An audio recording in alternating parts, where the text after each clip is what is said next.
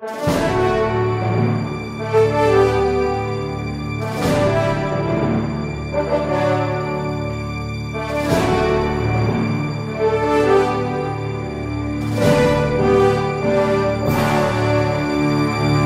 gostaríamos agora, nessa segunda palestra, de explicar de forma mais concreta como é que se dá esta consagração total à Virgem Santíssima.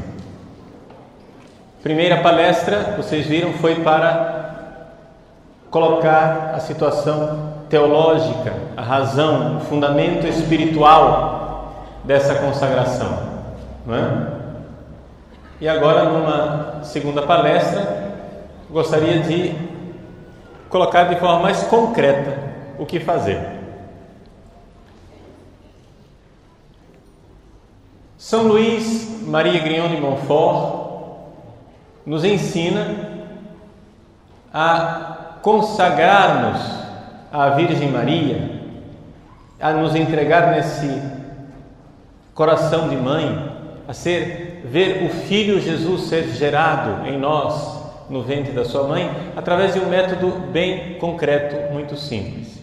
Esse método de São Luís Maria, ele tem uma parte que é uma preparação externa e uma preparação interna. E como em tudo no mundo, a preparação interna é mais importante do que a externa, não é? Então, para se preparar externamente para a consagração total, ele coloca, está no tratado, uma série de práticas, né? Uma série de coisas que nós podemos e devemos fazer. É muito simples de seguir esta preparação externa imediata. O que é que nós pretendemos fazer? Nós vamos marcar uma data para todos nós nos consagrarmos. Aqueles que já são consagrados vão renovar a consagração.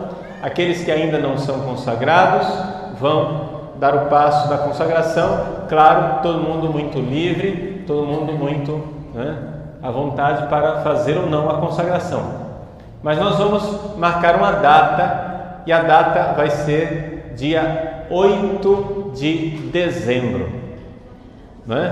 8 de dezembro este ano, se Deus quiser, vamos fazer uma corrente de consagrações no Brasil inteiro.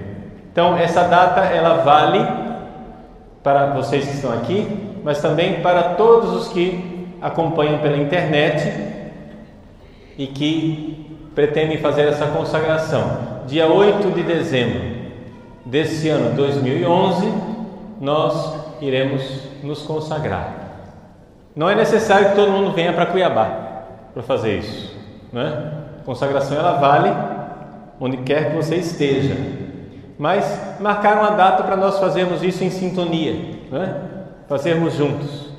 Claro que aqui na Arquidiocese de Cuiabá nós iremos marcar em tempo devido um local, um horário, uma missa em que nós vamos fazer a consagração, e aqueles que desejarem vir são muito bem-vindos.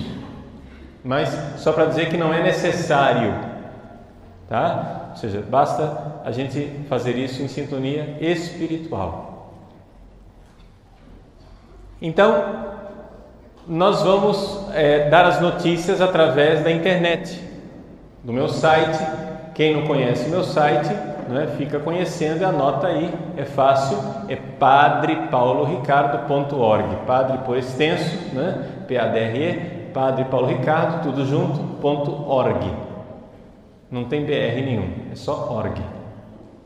E através do site vocês podem ver as notícias, porque tem aquele mês de preparação anterior, no site nós vamos dando as notícias. Agora começamos a primeira semana, E assim a gente vai fazendo a contagem regressiva até chegar no dia 8 de dezembro e fazendo essa preparação externa, essas práticas devocionais de preparação externa. Mas o mais difícil que precisa ser aprendido é a preparação interna. Como em tudo no mundo, o interno é mais importante. O que é mais importante? O corpo ou a alma? A alma. Então, é mais importante a nossa disposição interna. E em que consiste a disposição interna para a consagração total à Virgem Santíssima? Significa nós vivermos a primeira bem-aventurança. Bem-aventurados os pobres em espírito. Ou seja, nós vamos entregar tudo, pobreza total à Virgem Maria. Tudo aquilo que nós somos, tudo aquilo que nós temos, nós iremos entregar para ela. Atenção! Tem gente que confunde muito, acha que a consagração total à Virgem Maria é um voto de celibato, alguma coisa assim. Nada disso. No seu estado de vida. Se você é casado, você vai entregar o seu casamento à Virgem Maria. Se você é namorado, você vai entregar o seu namoro à Virgem Maria. Se você tem amigos, você vai entregar as suas amizades à Virgem Maria. Se você é padre, você vai entregar o seu sacerdócio à Virgem Maria. Nós vamos entregar tudo nas mãos da Virgem Maria. Tudo aquilo que nós somos, tudo aquilo que nós temos. Por quê?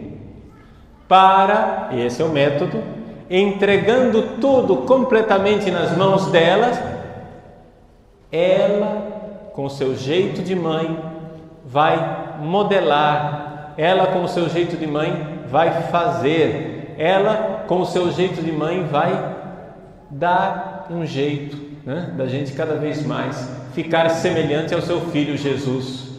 Nós vamos nos colocar nas mãos dela para que ela gere o Cristo em tudo. Vejam, o primeiro mandamento da lei de Deus qual é?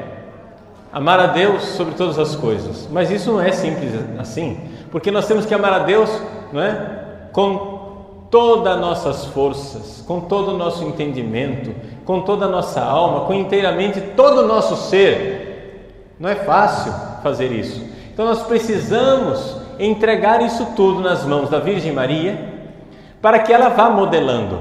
Ela é aquele molde, aquele modelo, ela é o útero no qual nós nos derramamos para que seja modelado Jesus em nós, em todos os aspectos. Então precisamos entregar tudo, você não pode entregar só um pouquinho, entende? Eu vou entregar só 10%, você quer ser feliz só 10%? Não. Veja, Deus quer que nós nos entreguemos todos, completamente a Ele. Por quê? Porque Deus quer que nós sejamos plenamente felizes. Ninguém quer ser feliz 10%, 5%. Não, todo mundo quer ser feliz 100%. E porque nós queremos ser felizes 100%, nós precisamos nos entregar 100% a Deus. Porque Ele sabe o caminho da felicidade, mas é mais fácil fazer isso pelo próprio método que Deus inventou, ou seja, Maria. Ou seja, Jesus é o homem totalmente entregue ao Pai. Ele foi gerado onde? No útero de Maria. A mulher totalmente entregue e o homem totalmente entregue, que você precisa ser gerado na Virgem Santíssima, para que Deus seja tudo em você. Então, nós vamos entregar tudo. É essa ideia que está por trás de escravidão. Escravidão. Então, a sua vida, ela pode continuar, digamos assim, naquele seu projeto. Se o seu projeto de vida é um projeto de Deus, você não precisa mudar nada. Você não precisa se separar da sua mulher. Você não precisa deixar o seu casamento. Você não precisa parar de namorar. Não é? A não ser que você levasse uma vida pecaminosa, onde você fez do pecado um projeto de vida, aí é claro que você tem que mudar de vida, não é? No pecado tudo isso vamos ter que mudar, até os padres nós vamos ter que mudar, não é isso? Temos que abandonar o pecado, não tem dúvida nenhuma. Mas é importante então colocar tudo nas mãos da Virgem Maria. Então vamos passar um pouco as áreas que nós temos que entregar para a Virgem Primeiro, os nossos bens materiais. Padre, quer dizer que eu vou ter que dar tudo para a igreja? Não. Você tem que dar tudo para a Virgem Maria. Então, a sua casa já não vai mais ser sua. Consagração total quer dizer isso. É a casa de Nossa Senhora. Os seus bens, sua conta bancária, sua roupa, seus livros, tudo é da Virgem Maria. E é interessante porque isso muda. Em que isso muda a nossa vida? Muda porque você vai ter agora uma ocasião de fazer constantemente um exame de consciência. Quando você vai a uma loja comprar uma roupa, você sabe que aquela roupa não é sua. Você sabe que aquela roupa é da Virgem Maria. Como é que ela gostaria desta roupa? Está entendendo a diferença? Como isso muda a abordagem, muda o jeito da gente pensar a nossa vida? Você vai constantemente ficar fazendo aquele exame de consciência, porque você sabe que não será seu, você é o escravo e você está comprando algo para a sua senhora, para a sua mãe. E como era a Virgem Maria? Se vocês forem a Loreto, na Itália, onde está a casa de Nossa Senhora, os cruzados foram lá na Terra Santa, pegaram as 3 paredes da casa e levaram para a Itália. Só 3 paredes, porque a 4ª parede era uma gruta. A casa foi encaixada. A Maria morava num casebre. Então, aquela pequena gruta com 3 paredes. A gruta não dava para levar para a Itália, né? Mas levaram as 3 paredes para Loreto. E a gruta ficou lá em Nazaré. Ora, aquela gruta era o quarto da Virgem Maria. É lá que o Verbo se fez carne.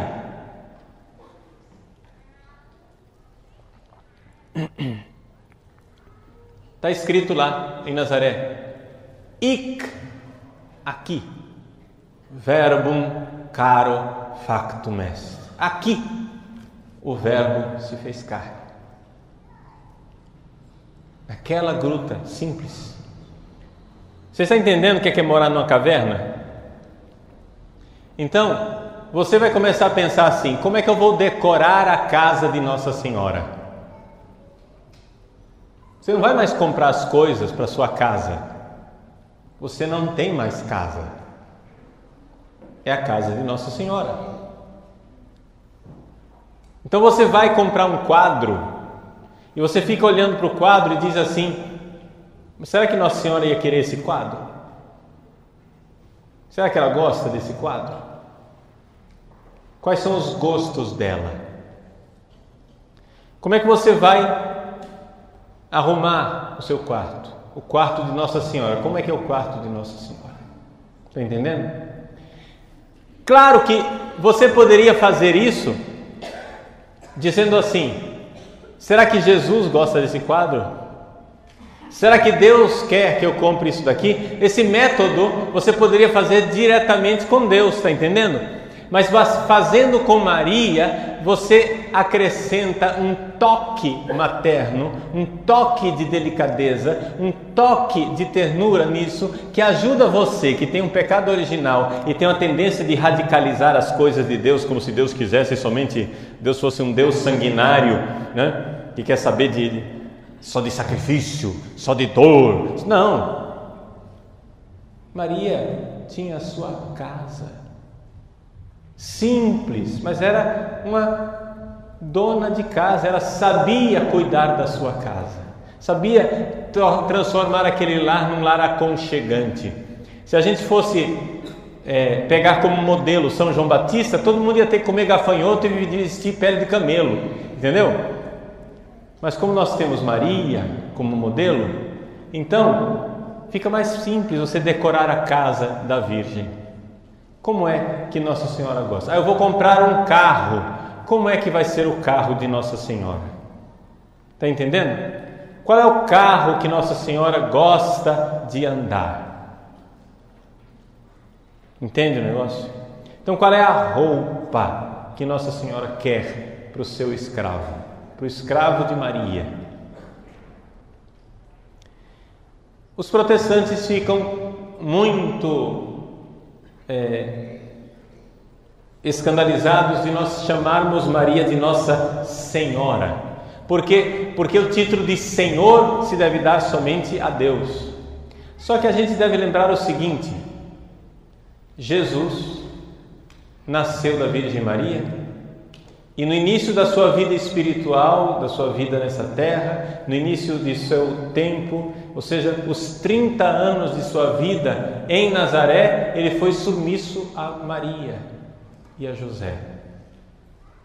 Quem diz isso é o Evangelho de São Lucas. Era-lhes submisso. Então, se ela era aquela a qual o Senhor do Universo era submisso, eu acho que eu posso chamá-la de Senhora. Está entendendo? Não tem problema nenhum. E não tem problema nenhum de eu ser submisso a ela. A escravidão quer dizer isso. Então, todos os meus bens não são meus. Escravo não tem propriedade própria. Não tem nada dele. É dela. E isso vai fazendo com que a gente molde, com que a gente modele a nossa vida. Entenderam a docilidade? O método? Você vai naquele jeitinho de mãe, ela vai pedindo para você conversões e vai dando passos. Essa é a questão espiritual, o interno, que precisa ser vivido na consagração. Então, quando você tem uma amizade, como é este amigo de Maria? A amizade não é mais sua. O amigo que você tem, a amiga que você tem, é de Nossa Senhora. Como é que Nossa Senhora quer que eu trate o amigo dela? Como é que Nossa Senhora quer que eu trate a amiga dela? Está entendendo? Se você tem seu esposo, seus filhos não são mais seus. Se você tem a escravidão total, se você tem o método da escravidão total, você precisa entender que você entregou os seus filhos para Nossa Senhora. Você não sabe o alívio que é isso.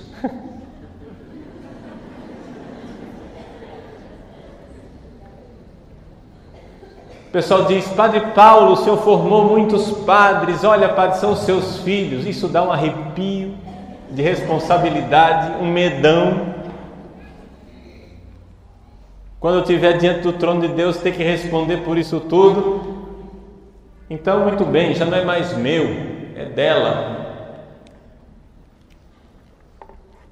É da Virgem Maria. Não são meus filhos. Ela cuida. Como é que ela quer que eu cuide dos filhos dela? Tem a minha parte de responsabilidade, mas eu vou cuidar dos filhos dela. E assim, tudo o que nós fazemos, inclusive a nossa vida espiritual. E aqui uma coisa também bastante delicada e importante para vocês entenderem. Nós temos, por mais que nós sejamos pecadores, nós temos nossos méritos espirituais. Então, o jejum que você faz, a indulgência que você recebe, o sacrifício que você faz, a oração que você faz. Por exemplo, eu vou rezar missa, mas a missa já não é mais minha, é da Virgem Maria. Então, como é que ela se dirige ao seu filho? Eu vou rezar para o Santo Padre Pio de Pietrelcina, mas a oração já não é mais minha. Como é que Maria fala com o Padre Pio? Em que sentido? Claro que é você rezando, você está entendendo? Mas se você vai chegar e pedir para o Padre Pio o quê? Para ganhar na Mega Sena acumulada? Aí você que fez a consagração total, você vai perguntar, pera lá, Maria pediria isso? Entendeu? A oração é dela. O que é que ela pediria? Maria pediria para se livrar de tal cruz, de tal sofrimento? Ou ela pediria para Deus a graça de carregá-la? E assim você vai fazendo o seu exame de consciência, porque a sua vida de oração já não é mais sua, é da Virgem Maria. E os méritos que você acumular já não estão mais à sua disposição. Por exemplo, antes de fazer a consagração à Virgem Maria, eu celebrava a missa. Claro, vejam, atenção, isso é importante aqui também. A consagração à Virgem Maria não altera em nada os deveres que você tem no seu estado de vida. Por exemplo, eu como padre tenho que oferecer missa pelas intenções que vocês pedirem. Isso é o meu dever, eu vou continuar fazendo, isso não altera. Só que quando eu celebro missa, eu também tenho intenções minhas. Eu também ofereço missa por intenções minhas. Uma vez que você pertence a ela, você chega e diz, a missa é sua. Ela vai oferecer a missa para aquilo que ela quiser. Nós tivemos agora no fim do jubileu do centenário da Arquidiocese, tivemos a bênção papal que foi concedida pelo nosso arcebispo por um decreto da penitenciaria apostólica, e nós recebemos a indulgência plenária. Eu não posso receber a indulgência e dizer assim, eu quero essa indulgência para tal pessoa. Não posso mais, porque é tudo dela. Então eu pego a indulgência e ponho na mão dela e digo, é tudo teu. Ela sabe o que fazer. Você vai chegar e dizer, mas padre, quer dizer que a gente não pode mais rezar por ninguém? Pode. Você pode rezar, você não pode oferecer. Você pode receber a indulgência, colocar na mão dela e dizer, dá uma sugestão para a senhora. Entendeu? É uma sugestão. Lembra do fulano. Entendeu?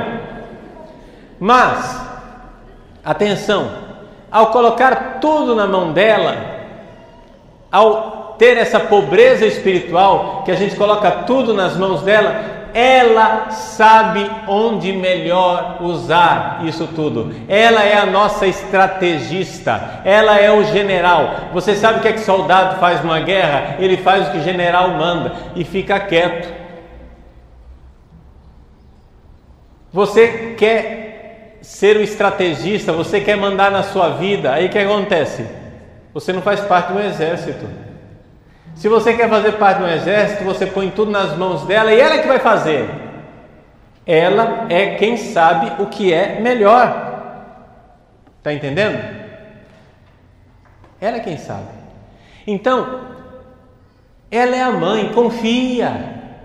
Nós devemos assinar a folha em branco e colocar na mão de Deus, mas a gente sempre fica com o pé atrás com Deus, por causa do nosso pecado original. Então, coloca na mão da mãe. Ela sabe o que vai fazer. É melhor. Ela sabe o que é melhor para você. Você não sabe o que é melhor para você. Você não sai no prejuízo. É o contrário. Siga os conselhos dela e a coisa vai funcionar. São Luís Maria Grignion de Montfort coloca um exemplo aqui no tratado, não é? No capítulo 6, quem tem o tratado? Quem tem o tratado publicado pela Vozes, né, é o mesmo, tá? Só que a tradução é diferente, mas é o mesmo livro. Mas quem tem o tratado publicado pela Arca de Maria, na página 129, capítulo 6,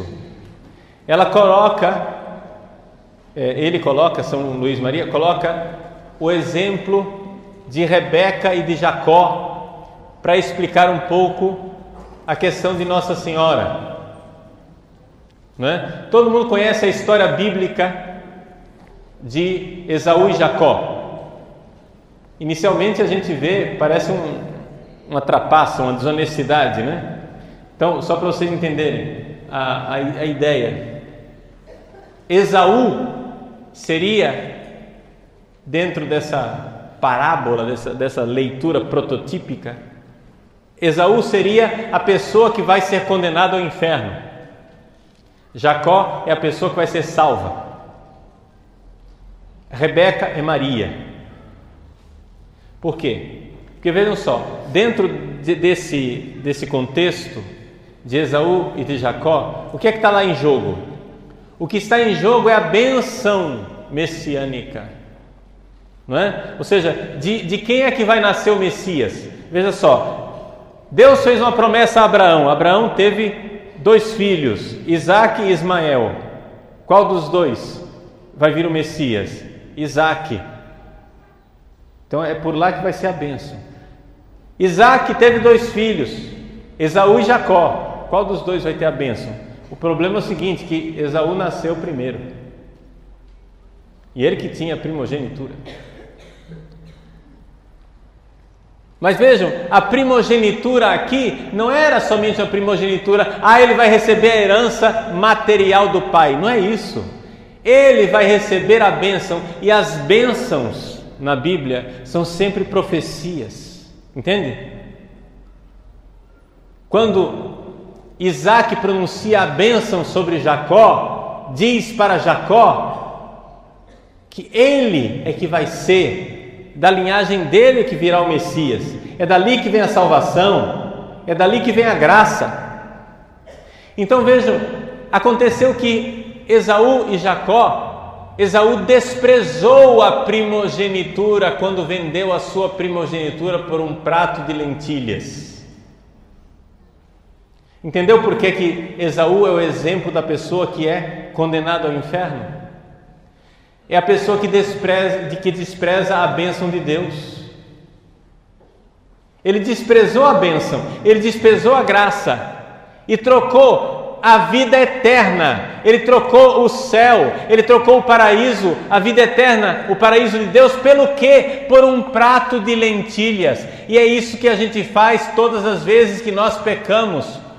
Todas as vezes que nós pecamos, nós trocamos o paraíso por um prato de lentilhas. Você está entendendo? Que é esse mundo. Qual é o prazerzinho que você recebe com o seu pecado? Qual é a alegriazinha que você recebe com o seu pecado? Deus está te oferecendo o paraíso e você vira as costas para o paraíso e troca o paraíso por um prato de lentilhas. Está entendendo a comparação? Está dando para entender a comparação? Então, Esaú, ele era o homem que ia receber a bênção, ele ia receber a graça, ele ia para o céu, ele vira as costas para o céu, ele deixa de olhar para o céu e olha para a terra. Ele é um homem ligado à terra, aos bens materiais, a esse mundo. Ele se volta contra Deus, contra o céu. Ele despreza a primogenitura. Ora, desprezar a primogenitura e trocá-la e vendê-la por um prato de lentilhas, você está entendendo que isso é uma grande ofensa ao pai Isaque? Estão entendendo isso? Isaque simboliza Deus. Então, isso é uma grande ofensa. Ele perdeu a primogenitura. E então, Jacó, que ganhou a primogenitura, ganhou a bênção, ganhou a graça, ganhou a entrada no céu, né? Jacó, para ele receber a bênção de verdade, o que é que ele faz? Ele precisa seguir os conselhos de Rebeca. Rebeca chega e diz: seu irmão foi lá caçar, chegou a hora da bênção, vem cá, eu vou cozinhar, vou fazer um guisado do jeito que seu pai gosta. A mãe sabe aquilo que o pai gosta. E então Rebeca veste Jacó com as roupas de Esaú, coloca os pelos de Esaú. Jacó vai lá, leva o guisado, Isaac come o guisado, gosta, abençoa Jacó e dá a graça para ele. Isso aqui, São Luís Maria, ele vê nisso um sinal, um protótipo, uma parábola, um modelo, uma comparação daquilo que é a função da Virgem Maria. Se você faz tudo o que ela diz, se você segue como Jacó seguiu, vista do jeito que ela manda, né? Ela prepara, ela sabe como preparar a iguaria que irá agradar a Deus. Seja dócil, ela vai fazer o que agrada a Deus. Então isso aqui é uma comparação. Qual é a comparação? Então, na prática, vamos aplicar na nossa vida. Você vai fazer uma coisa, não é? Você vai rezar um terço. Para que você vai oferecer esse terço? Você vai entregar na mão dela e diz: mãe, faz você o guisado. Entende? Você é quem sabe cozinhar, eu não sei direito. Você é quem vai preparar a iguaria que vai agradar a Deus. Você vai fazer para Deus aquilo que é agradável aos olhos de Deus. Eu não sei direito. Então nós nos colocamos nessa posição de pequenos, de pobreza espiritual.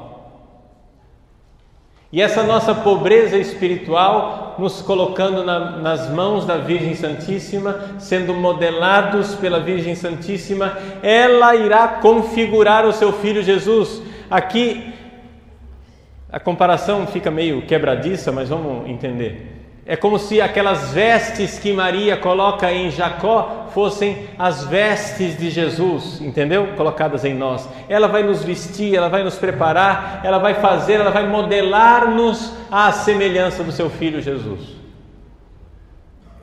Tá? Então, é esta a escravidão espiritual, é esse o caminho da consagração total à Virgem Maria. Isso quer dizer o seguinte: você precisa agora entender que tudo que você tem já não é mais seu, é dela. E sendo dela, é de Deus. Entendeu?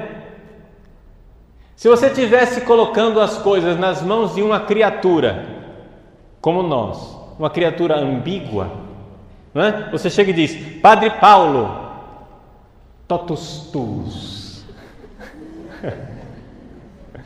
Padre Paulo, eu sou todo teu, disponha de mim para o que quiser. E, meu filho, você se lascou. Por quê? Porque aqui no coração do Padre Paulo existe o coração de um filho de Deus, mas tem também o coração do filho da mãe. Está entendendo? Não o filho da mãe Maria no bom sentido, no mau sentido. Você está entendendo o que eu estou querendo dizer, né? Aqui tem o Filho de Deus, o Filho de Maria, o Filho Santo, o homem novo, o homem espiritual, mas aqui dentro também tem um homem velho, safado, sanguinolento, filha da mãe, entendeu? Está dentro de mim. Então você chega e diz: Padre Paulo, totus tuus. Às vezes dá certo, às vezes não dá. Quando o Padre Paulo tiver como diretor espiritual te aconselhando e dizendo coisas muito boas e maravilhosas, ótimo. Mas e quando eu pisar na bola? E eu piso na bola, acredite nisso, né? Meu confessor sabe que eu piso na bola. Entendeu? Então, não dá para fazer totus tuus com o Padre Paulo. Mas dá para fazer com Maria, porque nós sabemos que ela é totalmente humilde nas mãos de Deus. Ela é tão maleável a Deus, ela é tão humilde, ela é tão dócil às mãos de Deus, que ela só fará comigo aquilo que Deus quer. Você está entendendo? Ela só irá modelar em mim o que Deus quer. Ela só irá fazer em mim o que Deus quer, porque ela é totalmente serva, ela é totalmente dócil. E por que é que eu preciso dela? Por que é que eu não posso ir direto para Deus, Padre Paulo? Larga de ser orgulhoso, criatura. Por que é que você tem que ser direto? Isso é um negócio assim, é o princípio protestante, é um princípio orgulhoso. Veja, eu sou orgulhoso, Padre Paulo Ricardo, eu pessoalmente, mas a minha religião não é orgulhosa. A minha religião, ela é humilde, ela me ensina a humildade. A minha religião me ensina a eu me inclinar na frente de um pecador, que é um outro padre, que é o meu bispo, e beijar a mão daquele pecador e acreditar que aquela mão é instrumento de santificação, acreditar que aquela mão de pecador pode ser sinal da mão chagada do ressuscitado. Eu sou orgulhoso, mas a minha religião não é orgulhosa, ela me ensina a humildade. Existe protestante humilde, mas não existe protestantismo humilde. O protestantismo é orgulhoso. O princípio protestante é orgulhoso, é soberbo. O princípio protestante é: eu não preciso de ninguém, eu vou para Deus direto. Isso é um orgulho, isso é uma soberba. E se Deus quer que você use os outros, as criaturas humanas frágeis, o que é que você faz, ô otário? Está entendendo? Se você é protestante, seja humilde, mas saiba, a sua religião não é. A sua religião não é humilde. Porque você, não, eu vou direto para Deus, eu não preciso de Maria, eu não preciso de padre, eu não preciso do Papa, eu não preciso da igreja, eu não preciso dos sacramentos, eu não preciso de ninguém. Puxa, super, uper, trans, ultra, mega power, né? Tu é o cara, meu! Tu é Deus! Entendeu? Tu é tudo! Não preciso de ninguém. Não, Padre Paulo, mas o senhor tem que entender que Jesus é o único mediador. Está escrito na Bíblia: Jesus é o único mediador, Jesus é o único mediador, Jesus é o único mediador. E eles repetem, e eles babam, e eles bufam.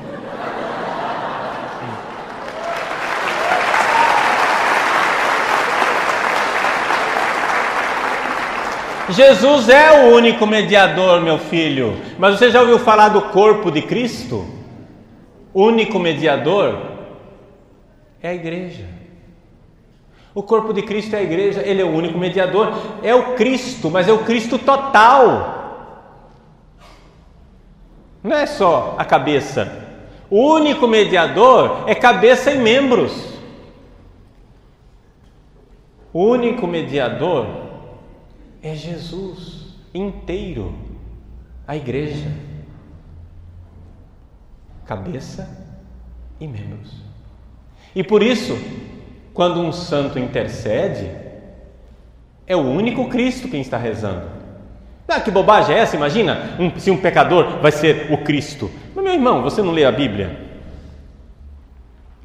Olha São Paulo. São Paulo estava colocando um bando de mulher e de homem miserável e pecador na prisão. Deus derrubou ele no chão com um raio de luz, chegou e disse: para com isso, sem vergonha, porque você está me perseguindo. Quem que eu sei que eu estou perseguindo? Eu sou Jesus. Eu sou Jesus nesse bando de homem pecador miserável, porque eu sou a minha igreja, e quem persegue a minha igreja persegue a mim. Por isso esse ódio que os protestantes têm contra a igreja não vai ficar de graça assim não. Quem é que tolera ser beijado na cabeça e apunhalado no coração? Ah, eu amo você, beijinho na cabeça e faca no bucho. Amam Jesus na cabeça, então eles têm todo um amor por Jesus cabeça. Ai, Jesus, você é lindo. Ai, Jesus é meu Senhor. Ai, Jesus maravilhoso. E enquanto isso, cospem na igreja, perseguem a igreja, falam mal de Maria Santíssima, que é membro da igreja, falam mal do Papa, que é membro da igreja, perseguem a igreja e fazem tudo. Como é possível amar Jesus desse jeito? Você só ama o pedaço que você escolhe? Cadê o cristianismo bíblico que vocês pregam? Meus irmãos, a Virgem Maria, como a igreja inteira, ela age na salvação do mundo, porque o Cristo total age para a salvação do mundo. Ele é o único Salvador, mas Ele é vivo. Ele não é uma ideia do passado, Ele está vivo e está vivo na sua igreja hoje. E é por isso que essa igreja é perseguida e odiada. Esta igreja, este corpo de Cristo que é a igreja, é gerado por uma mulher, chama-se Maria. O corpo de Cristo não foi gerado por ela? O corpo de Cristo, que é a igreja, é gerado também por ela. Então vejam que existe algo de paradoxal com relação à Virgem Santíssima. Ao mesmo tempo que ela é escrava do Senhor, ela é senhora. Ao mesmo tempo que ela é filha de Deus, ela é mãe do Filho de Deus. Ao mesmo tempo que ela é membro da igreja, ela é mãe da igreja, está entendendo? Existe algo de paradoxal porque a posição de Maria é única na história da salvação. Os privilégios de Maria não foram dados por Padre Paulo ou por você, foram dados por Deus porque Ele escolheu, Ele elegeu, Ele quis. E quem sou eu para aconselhar o Altíssimo? Então, vejam, ela, humilde, servidora, dócil, totalmente, o barro completamente dócil nas mãos do oleiro, ela é usada como instrumento por Deus para nós, homens e mulheres marcados com o pecado original. Ela não é marcada com o pecado original, mas nós somos. Nós, homens e mulheres que tratamos a Deus um pouco como inimigo, ela vem com o seu olhar de mãe, com o seu rosto materno. Ela é o rosto materno de Deus que vem para nos ajudar a modelarmos nossa vida. Então não tenha medo de entregar tudo para Maria. Aquele terço que você fez. Padre, então eu não posso mais fazer oração de intercessão? Pode, você pode fazer oração de intercessão. O que você não vai poder mais é oferecer o mérito. Está entendendo? Dá para entender a diferença? Olha só, eu vou e digo assim: Jesus, esse terço, os méritos desse terço, o que eu mereci. Desculpa, a comparação é odiosa, mas eu vou fazer uma comparação aqui. Você está trabalhou, não tem aquilo que é o pagamento do seu salário? Muito bem, o pagamento do salário pertence à Virgem. Tudo de bom que você faz, o mérito, o pagamento, pertence a ela agora. É pobreza espiritual. Você entregou tudo. Agora, além disso, você pode pedir, você pode interceder, você pode sugerir, você pode dizer: mãe, lembra do fulano, lembra do ciclano, lembra do beltrano. Você pode interceder, só que a sua propriedade já não é sua. Dá para entender a diferença? Tá? Ou seja, a sua conta bancária já não é sua. Isso quer dizer o seguinte: você não dispõe mais das coisas. Então, vamos supor, esse tratado é meu, o que é que a Virgem quer que eu faça com esse tratado? Aí eu encontro um fulano na rua e diz: olha, Nossa Senhora está pedindo que eu entregue isso para você. Pronto, entendeu? Tudo é dela, ela é quem vai dizer o que é que eu devo fazer. Pobreza total. E sendo pobres totalmente, entregando tudo nas mãos dela, nós então nos modelamos conforme o coração de Cristo. Vejam que no final Cristo será tudo em todos. A espiritualidade mariana, ela é profundamente cristocêntrica. Cristo está no centro de tudo, porque Ele é a razão de tudo. Nós nos entregamos a ela para que ela gere o Cristo em nós, né? Nós nos entregamos a ela para que ela gere o Cristo em nós. Então, não sei se deu para entender que existem duas, para o caminho da consagração, tem duas coisas, as práticas exteriores e a realidade interior. As práticas exteriores, a gente vai acompanhando no site, nós vamos, quando estiver faltando, a primeira coisa que você tem que fazer é ler o tratado, tá bom? Então, vocês têm até o mês de novembro para ler esse tratado, né? Estudar bem, ler as coisas, ver como é que são as coisas, meditar, degustar, até novembro. A partir de novembro, já em setembro, nós vamos avisando, através do site, nós vamos avisando para vocês quando é que vai começar o mês de preparação para a consagração. E aí fazemos a consagração dia 8 de dezembro, ok? Essas são as práticas exteriores. As práticas interiores, que são essa parte mais importante, que é nós começarmos a nos habituar a entregar tudo a ela. Não espere vir a consagração para começar a dar as coisas para a Virgem Maria. Já vai entregando, entende? Você tem que treinar. A bicicleta a gente aprende subindo nela e caindo. Então você já vai entregando as coisas para a Virgem Maria. A consagração será dia 8. Ah, mas será que eu vou dar conta de viver? Meu irmão, ela é mãe. Você nunca pisou na bola com a sua mãe, não? Ela perdoa. Não é esse negócio todo assim, de chegar e dizer, ah, mas se eu não der conta, acho que eu não vou fazer, eu não dou conta. Não é que você está com medo da sua mãe. Entendeu? Se aproxime dela. Deixa ela fazer. Entendeu? E entrega tudo. O que ela quiser, como ela quiser, do jeito que quiser, porque ela é dócil. Ela é um instrumento dócil nas mãos de Deus. E então ela fará em nós o que Deus quer. Então, vai entregando tudo, os seus bens materiais, as realidades afetivas, o seu amor, as pessoas que você ama, as pessoas que você não ama ainda o suficiente, aquelas mágoas que você tem, entrega tudo na mão dela.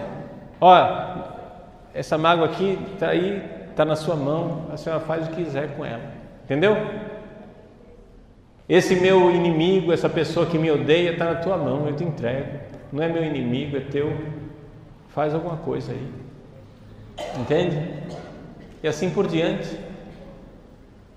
Meu esposo, minha esposa, meus filhos, meus pais, sobrinhos, irmãs, família, tudo entrega na mão dela. Ela que sabe. Você vai fazendo sua parte também, claro. Depois, os bens espirituais, nas orações, nos sacrifícios, no oferecimento, tudo isso vai entregando na mão dela. Então você já vai se preparando. Não espere dezembro para entregar, entrega já. Em dezembro nós vamos selar essa consagração, está entendendo? E se você pisar na bola, você confessa e recomeça, entendeu? Caiu, levanta, bate a poeira, vamos embora, vamos para o céu, gente. Você vai ficar parado aí, caído no chão? Caiu, vai ficar no chão agora. Não, nós nascemos para o céu, nós nascemos para Deus, vamos embora. Bate a poeira e vai embora. Está entendendo? Então não tenha medo de se consagrar. Alguns equívocos que foram sendo criados com relação à consagração. Veja, algumas pessoas me viram pregando a respeito do piedoso uso do véu para as mulheres, não é? As mulheres usarem o véu na igreja. Vejam, usar o véu é uma coisa boa e piedosa, mas não tem nada a ver com a consagração. Está entendendo? Se você não é obrigado a usar véu, porque nós fizemos a consagração aqui o ano passado e todas as mulheres que estiveram na consagração estavam usando o véu. Então o pessoal acha que para fazer a consagração tem que usar véu. Não é real. Aconselho que use o véu. Acho muito bonito que use o véu, acho lindo que use o véu, mas como é essa história de usar véu? Bom, no meu site, né, E no site do Cor Maria, vocês têm lá uma palestra sobre piedoso uso do véu. Digita lá na internet, piedoso uso do véu, Padre Paulo Ricardo, vai aparecer. E lá está toda a explicação por que é que se usa véu. Por enquanto, né, a palestra aqui é curta, eu não posso fazer todas as explicações. Tá? Não tem nada a ver com usar saia sempre. Eu aconselho que use sempre saia, claro. Quer ver? Homens, somente os homens. Vocês preferem uma mulher de calça comprida ou uma mulher de saia?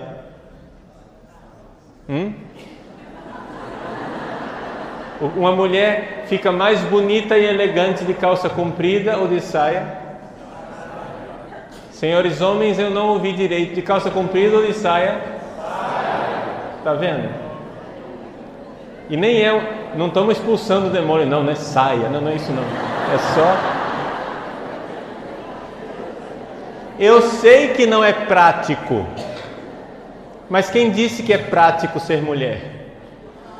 Tudo aquilo que é bom e precioso é trabalhoso. As mulheres são preciosas, dá trabalho ser mulher, você acha que é fácil? Né? Tá? Então, claro, mas não tem nada a ver com a consagração, no sentido que eu aconselho, acho bom, bonito, é a tradição da igreja, é a beleza. Nós precisamos começar no nosso país um movimento sério e consistente de mulheres que usam saia, né? Precisamos, porque nós estamos com essa mentalidade revolucionária do homem igual a mulher, mulher igual ao homem, os caras tudo com um bando de homem cheio de creminho no armário para passar na pele, para pôr no cabelinho, com tudo vestindo de roupinha, de brinquinho, de gargantilha, de não sei o que, etc e tal. Mas para com isso, meu filho, seja homem, pelo amor de Deus.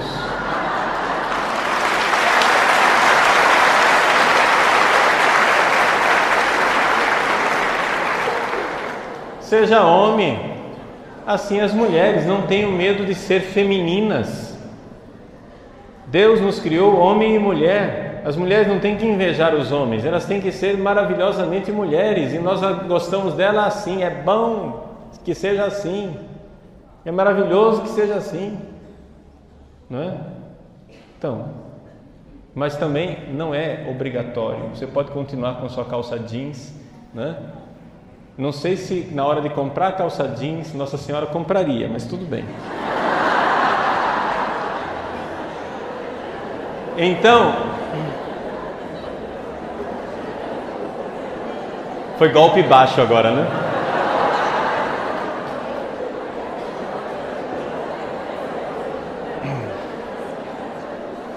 Então vejam só.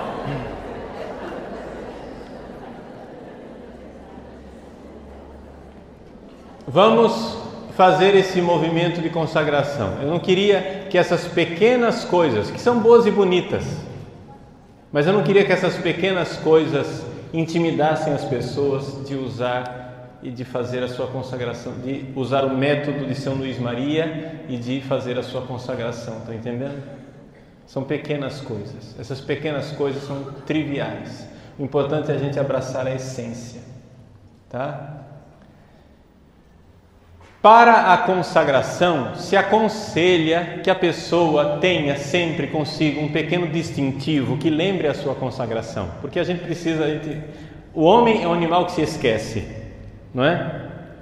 Então se aconselha. Eu estive nos Estados Unidos e preguei retiro para um seminário de uma diocese perto de Chicago, no norte dos Estados Unidos, e para minha surpresa tinha um grupo consistente de uns 10 seminaristas, todos com uma correntinha no braço, uma corrente. Você vê claramente, atenção, né? Tem que ser um sinal claro de que aquilo é uma corrente, não é uma pulseira. Está entendendo? Então, eles estavam com uma pequena corrente, uma corrente delicada, mas você via que era uma corrente, não era uma pulseirinha de... Mas é o sinal da consagração. Aí eu perguntei para um deles: você fez a consagração total? Não, fizemos, etc. Então, é um sinal, é um testemunho. Também as pessoas perguntam, ficam curiosas, olha lá. Então, tudo isso é um apostolado. Então, um pequeno sinal de consagração. Esse pequeno sinal pode ser uma medalha, pode ser uma corrente que você usa ao redor do pescoço, pode ser um anel, né? O sinal da sua escravidão, que está aí sempre lembrando a você que você não se pertence, que você se entregou, tá? Então, se aconselha usar um sinal, tá?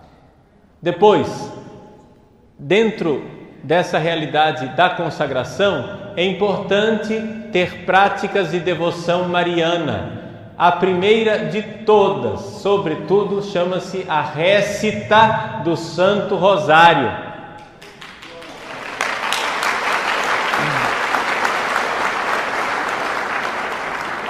Vejam, meus queridos, quando o Rosário foi revelado a São Domingos de Gusmão, ele foi revelado como uma arma espiritual no combate dos hereges.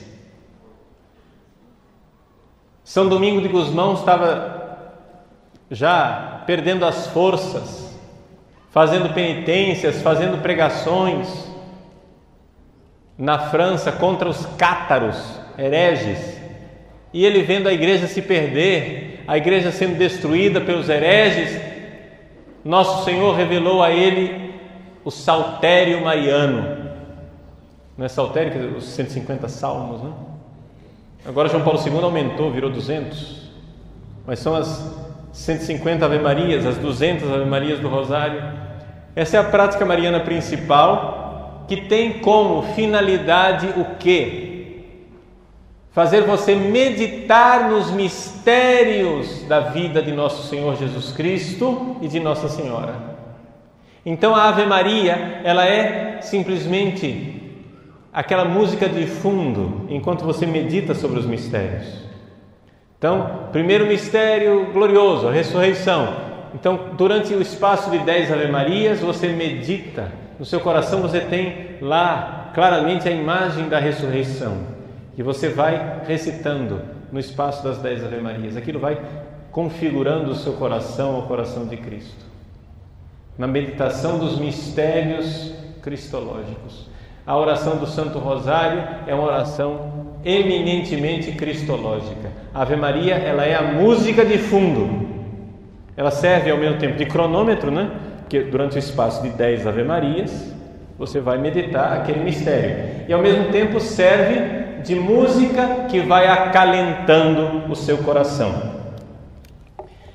Então, é muito importante a récita do Santo Terço. Pelo menos um terço, pelo menos um espaço de 5 mistérios.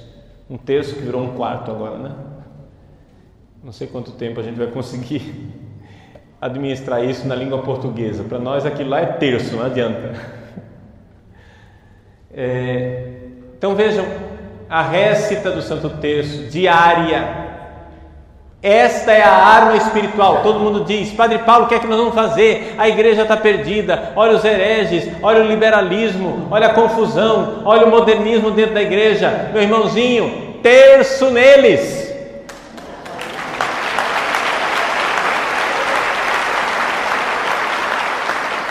É a nossa arma, é a arma que Deus revelou a São Domingo de Gusmão no combate dos hereges.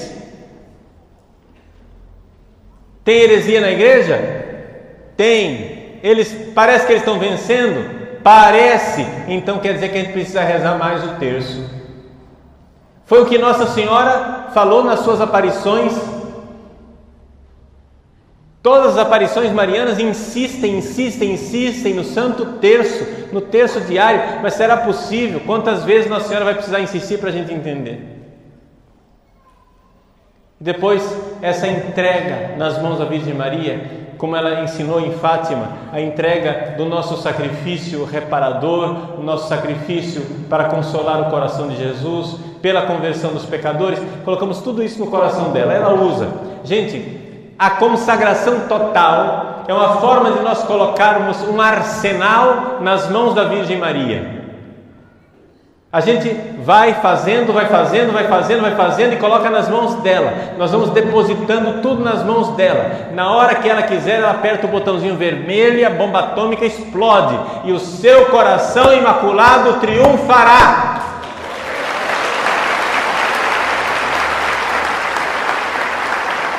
Mas triunfa sempre do jeito de Deus. E o jeito de Deus é o jeito claramente de Deus. Não é uma artimanha política humana, não é um jeito humano, entendeu? Claro que nós temos que dar os nossos pulos, claro que nós precisamos fazer alguma coisa, claro que nós precisamos agir e lutar, não tem dúvida nenhuma. Eu não sei, todo mundo sabe, né? Eu não estou aqui para fugir de briga, vamos brigar, só que saiba o seguinte: nós lutamos, mas não somos nós quem iremos vencer. É Deus quem vai triunfar, porque Ele já triunfou no coração de Maria. O triunfo de Deus no coração de Maria irá se alargar no coração de todos. Esse é o triunfo de Maria. Então, a forma de nós apressarmos o triunfo do seu coração imaculado é fazer com que, pela santa escravidão, o nosso coração seja um coração no qual Deus triunfou, no qual Deus já reina. O reino de Deus é um reinado bem específico no meu coração. Então, esse método é extraordinário, porque ele vai apressando o reino de Deus. Vai apressando o reino de Deus. Deus sabe o nosso fraco, né? A nossa fraqueza. E vejam, gente, como a grandeza de Deus. O diabo é esperto, mas Deus é sábio. Entendeu? O diabo ele só é sabido, mas Deus é sábio. E Deus sabe que o triunfo acontecerá através dos pobres e dos humildes, não dos grandes entendidos, não dos sábios metidos à besta. Deus sabe que o triunfo acontecerá pelos pobres, como aqueles camponeses da França foram usados para o triunfo de Deus, assim também nós seremos usados. O triunfo acontecerá no nosso país, no mundo inteiro. São os pobres em espírito, gente de terço na mão. Não precisa você ter grandes cursos de teologia, não precisa você ter grandes sabedorias. Você ponha esse arsenal na mão da Virgem Maria, ela triunfará. Está certo, entende? Não há dúvidas. Deus reinará, o coração imaculado de Maria triunfará. Essa é a nossa certeza. A pergunta o que não é certo ainda é o seguinte: de que lado você vai estar na hora que acontecer o triunfo? Isso é que ainda não é certo, isso que ainda não é seguro. De que lado nós vamos estar quando vier o triunfo e a confusão dos Esaús? Quando Esaú ficar sem primogenitura, você será Jacó? Então obedeça a Rebeca, deixe Rebeca modelar, faça tudo o que ela diz. Eu falei na palestra passada que o testamento de Maria, a última palavra que Maria nos deu foi: façam tudo o que ele vos disser. Mas esse não foi o testamento de Jesus. Segundo o Evangelho de São João, antes de dizer está tudo consumado, Jesus disse o seu último testamento: eis aí a tua mãe. Esse é o testamento de Jesus. O testamento dele é o testamento que diz: esta é a tua mãe. Filho, eis aí a tua mãe. Mulher, eis aí o teu filho. Ouçamos esse testamento final de Jesus. Daquele dia em diante, ele, o discípulo amado, tomou Maria, mãe de Jesus, consigo. Vamos dizer isso de forma mais clara. Daquele dia em diante, o discípulo amado foi propriedade de Maria, foi escravo de Maria, foi servo dela para que ela o modelasse e fizesse dele o verdadeiro sacerdote que ele devia ser, São João Evangelista.